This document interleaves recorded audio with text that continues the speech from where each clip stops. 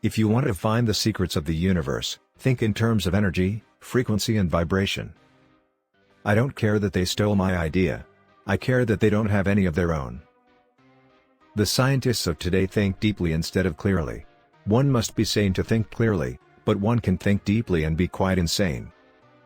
The present is theirs, the future, for which I really worked, is mine. The day science begins to study non-physical phenomena, it will make more progress in 1 decade than in all the previous centuries of its existence. If your hate could be turned into electricity, it would light up the whole world. My brain is only a receiver. In the universe there is a core from which we obtain knowledge, strength and inspiration.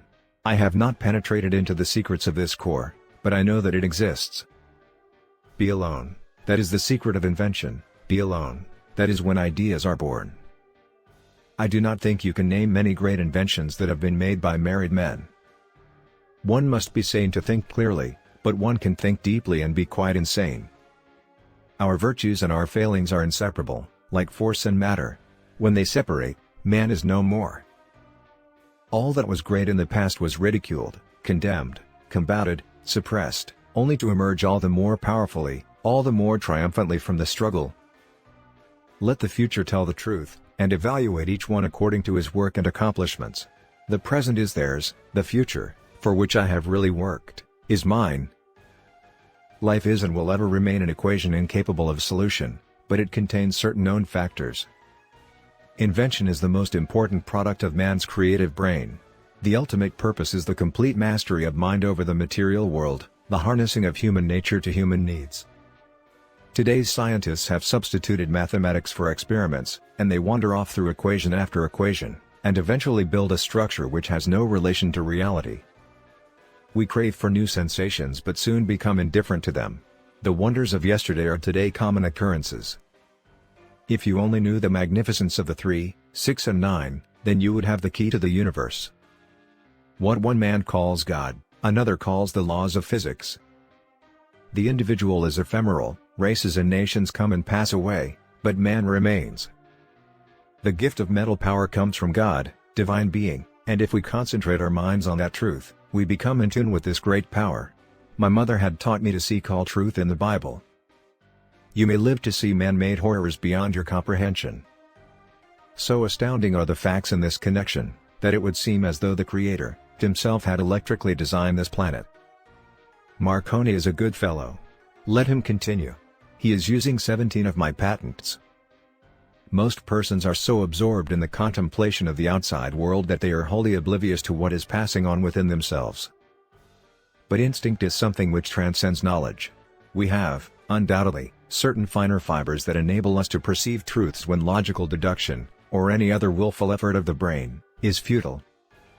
Most certainly, some planets are not inhabited, but others are, and among these there must exist life under all conditions and phases of development. Every living being is an engine geared to the wheelwork of the universe. Though seemingly affected only by its immediate surrounding, the sphere of external influence extends to infinite distance. And led me to finally recognize that I was but an automaton devoid of free will in thought and action and merely responsible to the forces of the environment. The idea of atomic energy is illusionary, but it has taken so powerful a hold on the minds, that although I have preached against it for 25 years, there are still some who believe it to be realizable. There is something within me that might be illusion, as it is often case with young delighted people, but if I would be fortunate to achieve some of my ideals, it would be on the behalf of the whole of humanity. When natural inclination develops into a passionate desire, one advances towards his goal in 7-league boots. The progressive development of man is vitally dependent on invention. It is the most important product of his creative brain.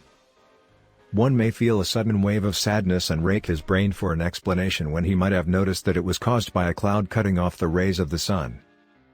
As I review the events of my past life, I realize how subtle are the influences that shape our destinies. If you only knew the magnificence of the 3, 6 and 9, then you would have a key to the universe. It is not in the shallow physical imitation of men that women will assert first their equality and later their superiority, but in the awakening of the intellect of women. Peace can only come as a natural consequence of universal enlightenment and merging of races, and we are still far from this blissful realization. The progressive development of man is vitally dependent on invention. These are only new devices for putting the weak at the mercy of the strong. One has to be sane to think clearly, but one can think deeply and be quite insane. I am credited with being one of the hardest workers, and perhaps I am, if thought is the equivalent of labor, for I have devoted to it almost all of my waking hours. My project was retarded by laws of nature. The world was not prepared for it. It was too far ahead of time. But the same laws will prevail in the end and make it a triumphal success. There is scarcely a subject that cannot be mathematically treated and the effects calculated or the results determined beforehand from the available theoretical and practical data. I had admired the works of artists, but to my mind, they were only shadows and semblances. The inventor, I thought, gives to the world creations which are palpable, which live and work. The by far greater number of human beings are never aware of what is passing around and within them, and millions fall victims of disease and die prematurely just on this account. Deficient observation is merely a form of ignorance and responsible for the many morbid notions and foolish ideas prevailing. Merciless is the law of nature, and rapidly and irresistibly we are drawn to our doom.